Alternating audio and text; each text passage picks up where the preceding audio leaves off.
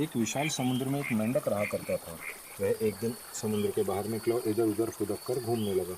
घूमते घूमते वह बाहर दूर निकल गया। उसने जंगल पार किया। जंगल पार करते ही उसे कुआं नजर आया। वह कुएं के मुंडेर पर चढ़ गया और अंदर झांकने लगा। उसे कुछ मेंढक नजर आए और वह कुएं में उनसे फौरन मिलने चला गया। कुएं के पानी में जाकर मेंढकों से मिला। वे उसे अपने सरदार के पास ले गए। मेंढकों के सरदार ने उससे पूछा, तुम कहाँ से आए हो?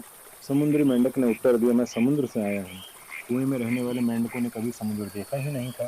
वे सब आपस में खुसर पुसर करने लगे। मेंढकों के सरदार को कुछ भी समझ नहीं आया। उसने पूछा, क्या समुद्र कैसा होता है? समुद्री मेंढक ने जवाब दिया, वह स्थान जहाँ पानी ही पानी है, मैं वहीं रहता हूँ। घूमता हुआ यहाँ आ गया हूँ। मेंढकों के सरदार ने उत्सुकता से पूछा, कितना बड़ा होता है समुद्र? समुद्री मेंढक ने उत्तर दिया, बहुत बड़ा, बहुत ही बड़ा, जिसका अंदाजा लगाना बहुत मुश्किल है। मेंढकों के सरदार कुएं के एक तिहाई भाग में उछल कर बोला, इतना बड़ा? नहीं, इससे भी बड़ा। समुद्री मेंढक ने जवाब दिया। मेंढकों का सरदार और उछला और उसने आधा कुआं तय किया। फिर कुछ पूछा, इतना बड़ा? नहीं, इससे भी बड़ा। समुद्री मेंढक फिर बोला। मेंढकों का सरदार उछलकर कुएं की ऊंचाई नाप ली और पूछा, इतना बड़ा? समुद्री मेंढक ने हंसते हुए जवाब दिया, इससे कहीं बड़ा, जिसका अंदाजा ही नहीं लगाया जा सकता। ना मेंढक का सरदार और ना ही उसका समूह मेंढक कुएं के बाहर निकले थे। कुआं ही उनकी दुनिया थी।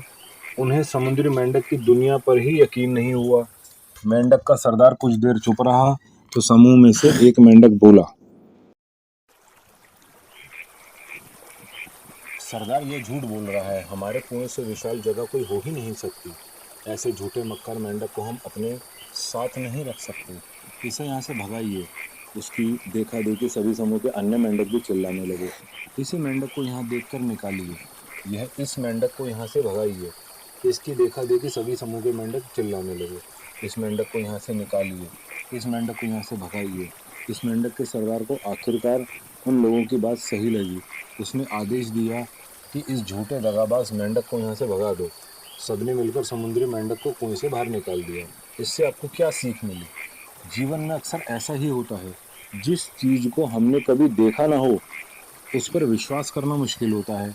जो काम जीवन में कभी नहीं किया हो, उसमें सफलता पाली और विश्वास करना मुश्किल होता है।